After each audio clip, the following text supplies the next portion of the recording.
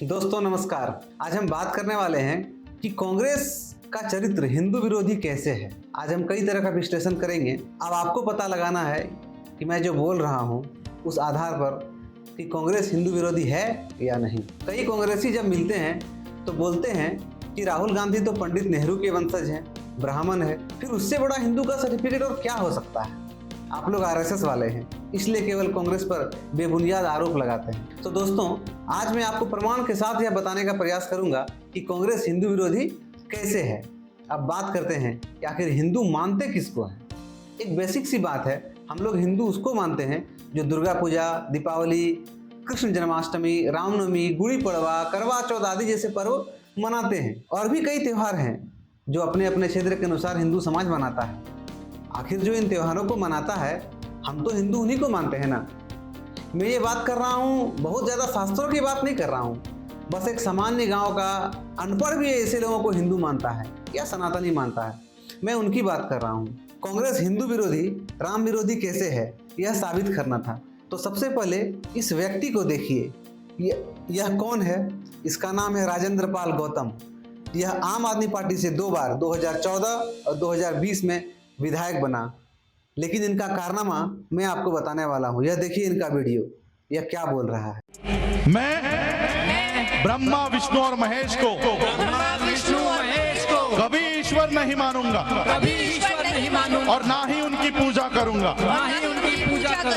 मैं राम और कृष्ण को ईश्वर नहीं मानूंगा, और ना ही उनकी कभी पूजा करूंगा। मैं गौरी गणपति आदि हिंदू धर्म के किसी भी देवी देवताओं को नहीं मानूंगा, और ना ही उनकी पूजा करूंगा। ईश्वर ने अवतार लिया, इस पर मेरा विश्वास नहीं है। आप सबने वीडियो देख लिया होगा। अब आप चिंतन करिए, क्या हिंदू समाज इतना कमजोर है, इतना लाचार है जो इन नेताओं का समर्थन करती है? हाँ, हिंदू द्रोही व्यक्ति को आम आदमी पार्टी ने बाहर का रास्ता दिखा दिया। इसके लिए अरविंद केजरीवाल को मैं बधाई भी देना चाहता हूँ। शायद उनको समझ में आ गया होगा कि इस कृत्य से हिंदू वोट बिखर सकता है। लेकिन वहीं अपने आप को भारत भाग्य विधाता कहने वाली पार्टी इंडियन नेशनल कांग्रेस ने इस हिंदू द्रोही व्यक्ति को अपना पार्टी में बुला लिया। और केवल बुलाया ही नहीं, बल्कि उन्हें अनुसूचित जाति विभाग के अध्यक्ष पद की जिम्मेवारी भी दे देता है। ये अपने आप को बौद्ध कहता है, फिर इनको अनुसूचित जाति विभाग का अध्यक्ष क्यों बनाया गया? अब एक सवाल आपके मन में उठता होगा कि मैं इस व्यक्ति को हिंदू द्रोही या हिंदू विरोधी क्यों बोल रहा हूँ। इसलिए बोल रहा हूँ क्योंकि इसने खुलेआम हमारे आराध्य भगवान श्री राम और भगवान श्री कृष्ण के अवतार को नकार दिया है। इसलिए इन्होंने यह ऐलान किया कि मैं राम कृष्ण को भगवान नहीं मानूंगा, गौरी गणपति ब्रह्मा विष्णु को भगवान नहीं मानूंगा। ऐसा खुलेआम बोल रहा है और सैकड़ों हजारों लोगों को के साथ बोल रहा है और लोगों को प्रेरित भी कर रहा है ये बोलने के लिए, और एक साथ प्रतिज्ञा भी ले रहा है। ऐसे कांग्रेसियों, अगर तुमको तनिक भी लज्जा है और शर्म है तो अपने मन में विचार करो, आखिर भगवान राम कृष्ण को नकारने वाले कांग्रेस अपना मंच क्यों देती है और उनका महिमा मंडन क्यों करती है? अब मैं आपसे बात करता हूँ, कोई भी व्यक्ति स्वतंत्र है, किसी भी पंथ का अनुसरण कर सकती है, किसी भी पंथ को माने, लेकिन इन्होंने दूसरे धर्म यानी हिंदू धर्म के देवी देवता का ही नाम क्यों लिया? इस्लाम या ईसा मसीह का नाम क्यों नहीं लिया? इन्होंने ऐसा क्यों किया, किस लिए किया? इसका हजारों जवाब हो सकता है, लेकिन जिनकी आस्था भगवान राम, भगवान श्री कृष्ण, ब्रह्मा विष्णु महेश में है, उनका तो ये शत्रु पैदा कर रहा है। यह आने वाले कल भारत में फिर से टकराव की स्थिति पैदा करने की कोशिश कर रहा है, क्योंकि एक तरफ ऐसे लोग होंगे जो भगवान राम और कृष्ण पर आस्था रखते हैं, दूसरी तरफ ऐसे लोग हैं जो भगवान राम और कृष्ण को नहीं मानते हैं। तो टकराव होना तो सुनिश्चित है। ऐसे कई नेता हैं जिनका उदाहरण मैं दे सकता हूं, जिससे यह प्रमाणित हो जाएगा कि कांग्रेस हिंदू विरोधी है। एक और नेता है इनके पार्टी का राष्ट्रीय अध्यक्ष मल्लिकार्जुन खड़गे, जो कहते हैं कुंभ में नहाने से गरीबी दूर हो जाएगी क्या? लेकिन वह यह नहीं बताते कि इफ्तार करने से, क्रिसमस मनाने से गरीबी दूर नहीं होने वाली है। यह राष्ट्रपति भवन में इफ्तार पार्टी कर सकता है, हिंदुओं को धर्मांतरण कराने वाली मदर टेरेसा को भारत रत्न दे सकता है, लेकिन इनको हिंदू धार्मिक त्योहारों से बहुत दिक्कत। अभी कर्नाटक के मुख्यमंत्री सिद्धारमैया का एक बयान आया, उन्होंने कहा कि युवाओं को सनातनियों और आरएसएस से दूर रहना चाहिए। अभी हाल ही में कांग्रेस सरकार ने आरएसएस की रैली को परमिशन नहीं दिया, जिस कारण संगठन को हाईकोर्ट जाना पड़ा और फिर हाईकोर्ट ने पथ संचलन का आदेश दिया। वीडियो देखिए।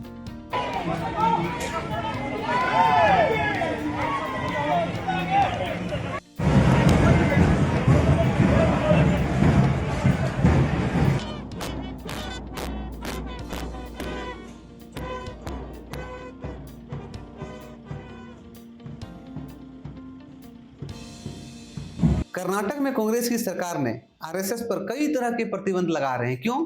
क्योंकि आरएसएस हिंदू समाज का संगठन कर रहा है। कर्नाटक सरकार ने यह आदेश पारित किया है कि राज्य के सरकारी कर्मचारी अब आरएसएस के किसी भी गतिविधि में भाग नहीं ले सकता। बाकायदा इन्होंने एक कर्मचारी जो आरएसएस के शताब्दी वर्ष के कार्यक्रम में शामिल हुआ था, उनको निलंबित भी कर दिया है। ये कैसी तानाशाही है? क्या हिंदुओं को इन बातों से फर्क नहीं पड़ता? बिल्कुल फर्क पड़ता है। कुछ लालची और सत्ता पोषित हिंदुओं को छोड़कर सभी को फर्क पड़ता है। इसीलिए तो आज कांग्रेस अपनी अंतिम सांसें गिन रहा है। तमिलनाडु में डीएमके और कांग्रेस की गठबंधन की सरकार है। यहाँ के मुख्यमंत्री एमके स्टालिन ने सनातन धर्म की तुलना डेंगू और मलेरिया से किया था। उन्होंने कहा था कि सनातन धर्म का समूल नाश हो जाना चाहिए। ऐसी खबर निकल करके आ रही है कि तमिलनाडु में हिंदी भाषा पर ही प्रतिबंध लगाया जा सकता है। ऐसा होने पर तमिलनाडु में हिंदी बोलना, हिंदी पढ़ना ही नहीं बल्कि हिंदी में किसी प्रकार का प्रचार प्रसार का बैनर लगाना भी प्रतिबंधित हो सकता है। एक घटना का मैं जिक्र करना चाहता हूँ।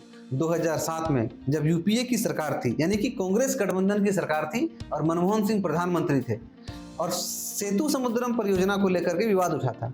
उस समय सरकार ने, यानी कांग्रेस की सरकार ने सुप्रीम कोर्ट में एक हलफनामा दाखिल किया था कि राम सेतु कोई धार्मिक या ऐतिहासिक संरचना नहीं है बल्कि यह एक प्राकृतिक संरचना है और भगवान श्री राम काल्पनिक पात्र हैं। इस बयान का पूरे देश भर में विरोध हुआ था और बाद में सरकार ने यह हलफनामा वापस लिया था। कुमार केतकर कांग्रेस के सांसद ने 2 अगस्त 2021 को जी न्यूज की एक चर्चा में श्री राम भगवान को काल्पनिक बताया था। अभी हाल ही में राहुल गांधी ने मई 2025 में अमेरिका के ब्राउन यूनिवर्सिटी में एक भाषण में भगवान श्री राम को पौराणिक और काल्पनिक पात्र कहा था।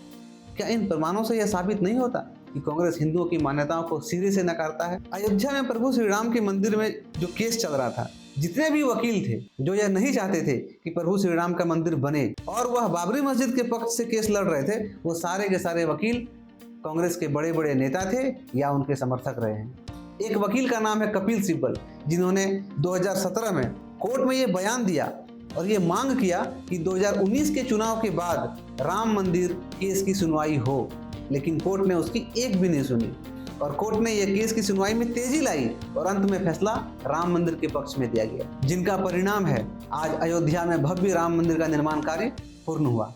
वर्तमान में मंदिर परिसर, परकोटा और 16 उप मंदिरों का कार्य अंतिम चरण पर है। ट्रस्ट के महासचिव श्रीमान चंपत राय जी ने पुष्टि किया है कि अक्टूबर 2025 तक अधिकांश निर्माण कार्य पूरा हो जाएगा, जबकि 25 नवंबर 2025 को प्रधानमंत्री नरेंद्र मोदी और संघ प्रमुख डॉक्टर मोहन भागवत जी के द्वारा मंदिर के शिखर पर ध्वजारोहण किया जाएगा, जो मंदिर के पूर्ण निर्माण का प्रतीक होगा। इस प्रकार प्रभु श्री राम के मंदिर का संपूर्ण निर्माण कार्य दिसंबर 2025 तक पूर्ण होने की आधिकारिक समय सीमा तय की गई है। कांग्रेस के समय ही हमारे मंदिरों का पैसा सरकार की निगरानी में रखा गया। ये बहुत महत्वपूर्ण विषय है, इसको समझना चाहिए। आज कई हिंदू बोलते हैं कि मंदिरों में इतना पैसा रखा हुआ है, आखिर इसका खर्च हिंदू समाज में क्यों नहीं किया जा रहा है? तो मैं उनको बताना चाहता हूं कि कांग्रेस के समय ही हमारे मंदिरों का पैसा सरकार की निगरानी में रखा गया और चर्च और मस्जिद को इस कानून से बाहर रखा गया। हमारे मंदिर के पैसे को कई तरह का दुरुपयोग किया जाता है। हिंदू समाज अपने मंदिरों के पैसे से अपने समाज में खर्च नहीं कर सकता। इसीलिए मैं हिंदू समाज से निवेदन करता हूँ, हाथ जोड़ करके निवेदन करता हूँ कि किसी भी सरकारी मंदिर यानी कि बड़े मंदिर में अपना धन का दान ना करें। हमारा आस्था है, हम जाएंगे, पूजा करके आएंगे और जब पंडित जी को दक्षिणा देना होगा या जो बाहर में भिखारी मांगने वाले होते हैं उनको हम अपना धन दे देंगे, लेकिन मंदिर में धन का अर्पण नहीं करेंगे, क्योंकि उस धन का जो है आज के समय में दुरुपयोग हो रहा है। जब तक हिंदू मंदिरों को, हिंदू समाज को समर्पित नहीं किया जाता, तब तक हम मंदिरों में दान नहीं करेंगे। ऐसा हमको संकल्प लेना पड़ेगा। आइए एक सबसे महत्वपूर्ण विषय की जानकारी मैं आप सबको देता हूँ, जिससे कांग्रेस के सारे कुकर्म आपके सामने आ जाएंगे और आप यह फैसला लेने में ज्यादा समझदारी दिखा सकते हैं। हिंदू समाज को कांग्रेस से दूर होना क्यों जरूरी है? कांग्रेस द्वारा एक कानून बनाया गया, पूजा स्थल अधिनियम कानून। यह 18 सितंबर 1991 को तत्कालीन कांग्रेसी सरकार ने पारित किया। क्यों पारित किया? ताकि देश की आज़ादी के बाद जितने भी गुलामी की निशानी थी उनको संरक्षित रखा जाए और हिंदुओं को उनका धर्म स्थल वापस ना मिले, जिसमें काशी विश्वनाथ, भगवान श्री कृष्ण की जन्मभूमि मथुरा भी शामिल है। आखिर कांग्रेस को हिंदुओं से इतनी नफरत क्यों है?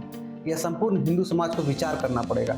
ऐसे कई उदाहरण हैं जिससे यह सिद्ध हो जाता है कि कांग्रेस का चरित्र हमेशा से हिंदू विरोध का रहा है। आज भी उनके नेता आरएसएस के बारे में भ्रामक खबर फैलाते हैं। मैं हिंदुओं से बस इतना ही पूछना चाहता हूं कि संपूर्ण हिंदू समाज का संगठित करने वाला देशव्यापी एक संगठन का नाम बताएं जिसको कांग्रेस समर्थन करती है। किसी भी हिंदू संगठन को कांग्रेस समर्थन नहीं करती, जबकि देश में कई इस्लामी संगठन है, कई ईसाई संगठन है जो दिन रात हिंदुओं को धर्मांतरित करने का काम कर रही है, लेकिन किसी पर कांग्रेस का मुंह नहीं खुलता, बल्कि उनको प्रोत्साहन करती है।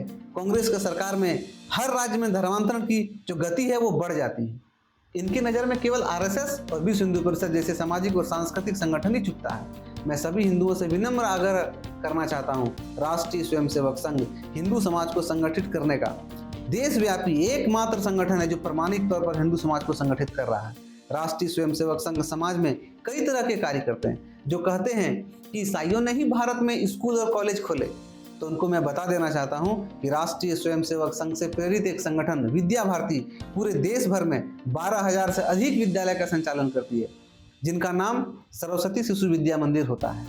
कई विश्वविद्यालय भी हैं और कई चिकित्सा के क्षेत्र में बड़े बड़े हॉस्पिटल भी हैं जो कि चल रहे हैं, और इन विद्यालय में केवल हिंदू बच्चे ही नहीं पढ़ते, सबके बच्चे पढ़ते हैं, यहाँ पर शिक्षा लेते हैं और बड़े बड़े महत्वपूर्ण पदों में यहाँ से पढ़कर निकलते हैं। कहने के लिए बहुत बातें हैं और अंत में बस इतना ही कहना चाहूँगा, मैं हिंदू समाज से बस इतना ही कहना चाहूँगा कि अगर तुम्हें ईश्वर पर विश्वास है, तुम्हें लगता है कि तुम्हारे आराध्य भगवान राम और कृष्ण हैं, तो एक बात मेरी ध्यान से सुनो। शास्त्र में ऐसा कहा गया है कि मछली को दाना डालने से पुण्य होता है, गाय को चारा खिलाने से, उनको पालन करने से भी पुण्य होता है, मंदिर जाने से, भगवान की पूजा करने से भी पुण्य मिलता है। कई तरह की तीज त्योहार हम श्रद्धा पूर्वक मनाते हैं, उससे भी हमें पुण्य मिलता है। लेकिन एक बात मैं कहना आपसे चाहता हूँ कि इन सब का पुण्य केवल कांग्रेस को वोट देने से ही नष्ट हो जाता है। अब फैसला आपको करना है कि आप अपने धर्म के साथ खड़े हैं या हिंदू द्रोही कांग्रेस के साथ। जय श्री राम, भारत माता की जय। मेरा वीडियो अगर अच्छी लगे तो लाइक करें, ये वीडियो औरों तक जाए तो शेयर करें। मेरा चैनल अभी नया है, इसलिए आप इस चैनल को सब्सक्राइब भी कर लें, जिससे हमें आपको नई नई जानकारी देने में सुविधा हो। जय भवानी।